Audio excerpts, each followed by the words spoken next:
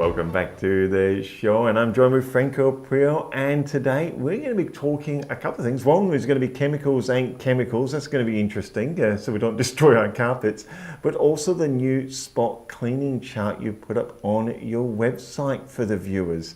So stay tuned, don't go anywhere. We're going to be back with Franco to talk about these for you right now. All right. Well, Franco, you've been busy. I have. Making a spot chart for your customers and your clients and everyone out there that are going, how do I get this off the carpet? Absolutely. And look, there are things that people can do in their own home and do safely. If you have a bit of an accident on the carpet, it's always best to get to those sorts of things when they are fresh. So if you've got something, rather than panic and do like a lot of people do, and they go off to dear old Google and find the inappropriate way to do it. Because that's what I do find, particularly there's so many of these places, they use bicarb and vinegar, and that's all well and good if you have a polypropylene carpet, but when you have a wood carpet, you've just signed its death warrant.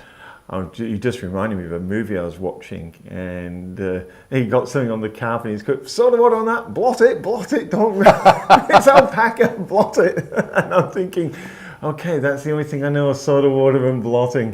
Look, you can do something like that, and then you actually can potentially create further problems, because by throwing soda water on it, yes, it has a minimal effect. Now, I have to stress that it's a minimal effect, but then you're putting moisture onto moisture, and once again, that wonderful friend of ours, gravity, keeps us glued to the ground, but it also sucks that moisture through into the back of the carpet. And once you get a lot of moisture into the back of the carpet, that's where you start heading into the problem zone.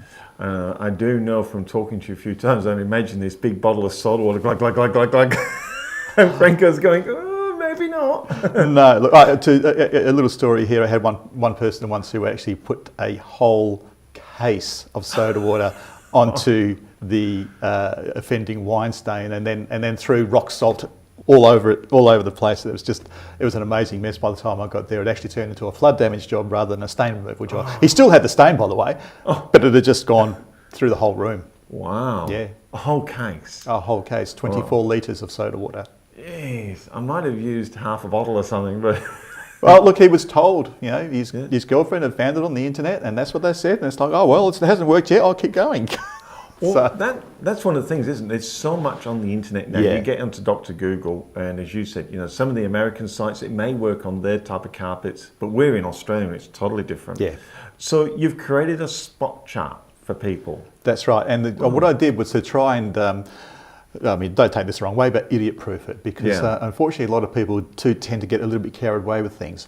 So what I've got in there are safe chemistries that you can use and safe principles that you can use that will still be able to deal with it effectively, but you can use that chemistry on any type of fibre and potentially get a good result. Right. And if not, that's when you can call us in to be able to do the last remaining bit if it needs to be. But a lot of times when it's still fresh, you can deal with it quite easily yourself by following those general guidelines that I'll have in there.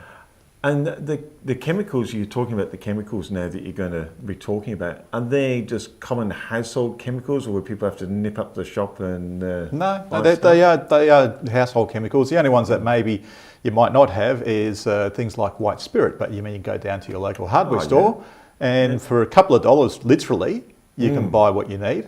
And that's really only for oily type stains, which let's face it, if they're oily, they're going to be oily for a long time, and that one's not quite so urgent to get to. But for any sort of liquid spills, the sorts of stuff we're talking in there, most people have got a little bit of cloudy ammonia around the place, or can get it from a supermarket very, very easily. Most people will have dishwashing liquid. Okay, I'm pretty sure. But we're talking about very mild cleaning agents, but still have that sort of effect. For instance, when I'm doing my carpet cleaning training with people, we use the generic branded products that the carpet cleaning industry generally can use and buy from their suppliers, but I also make them use household chemicals, because what I'm trying to get them to understand is the chemistry of it, not the brand name. The brand name means absolutely nothing at the end of the day. The chemistry principles behind it do, which is what I then have translated into that spot cleaning guide so that people can have a go at themselves, but have a go safely. When you're talking about spot cleaning and accidents, are there certain types of spills, and red wine's popping into my mind, obviously, that you kind of go, maybe not that one? As I said, sometimes it's just about mitigation so that it doesn't get any worse. So mitigation is not necessarily getting rid of it, but preventing it from becoming a problem. Yeah. And then there's a number of stains that you can start working with them. You use the wrong process on it and you'll set that stain, and then not only have you still got the stain, you just made it 2 or 3 times as hard for me to be able to get that out. To extract it. Which means it becomes a more expensive process and all the rest of the things that go with it, or it actually get to the point sometimes where it's just like cut that piece out and replace it. Okay. Ouch. Well, that's exactly right. So I'm trying to avoid that issue for my clients. Yes. So that when you do have a problem, you can deal with it on the spot. And if you are going to deal with it on the spot, that you're not going to make things worse than what they are. So there's certain stains that you would say, like say red wine, for instance, it's about just mitigate it, get it contained, get a lot of it out. And That's then right. it just make your job a lot easier. Yeah, and sometimes it may get rid of it. Yes. Okay. For instance, on a synthetic carpet, there's every chance in the world that you will get rid of it. And on a wool carpet, you might be a little bit. It's a different sort of chemistry that's involved. Yes. Because of the physical properties of wool, because of its absorbency, it goes into the fibre, not just onto it, as it does with the synthetic. Right. So with the synthetic, you'll have a lot more success. But at the meantime, at least you'll dull it down to a point where it's a lot more. Or a lot less noticeable, I should say. So it's not such a in-your-face type of thing. Yes. And the rest of it can be fairly easily dealt with by myself or by Carl as well. We can get in there and fix that job up properly, and then you don't have to worry about what has happened to the carpet. Especially like, as I said, the old bicarb. That is it's everywhere all over the internet. Yes. And I've had several clients who have ruined their carpet by using that. What about these carpets that come out with the stain resistors on them? Right, okay. Are they as effective? I mean, I remember, I think, was it Pro Hart, the painter? He threw everything over the carpet. Oh, Mr. Hart, and she cleans it all up. Look, they do work. There's no two ways around it. They do work, but they're not the be-all and end-all. Remember, they're a stain resistor. So it's a stain resistance, not stain proofing. They're two different things altogether. So perhaps not like Mr. Pro Hart when he threw everything all over the carpet. Yeah, that's maybe just a tad unrealistic. Right, okay.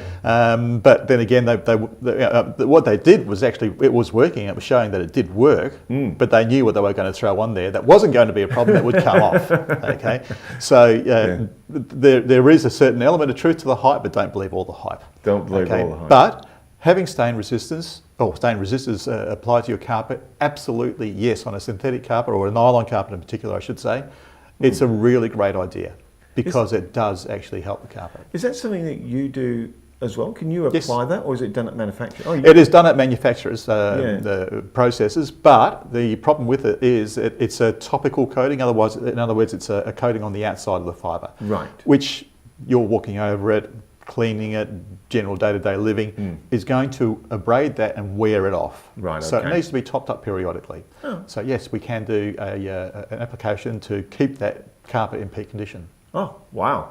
Let's take a break and we'll come back with more on keeping your carpets, because I priced one the other day. God, I couldn't believe how much they are now to replace the household. So perhaps worth looking after. Yes, true. We'll take a quick break and we'll be right back.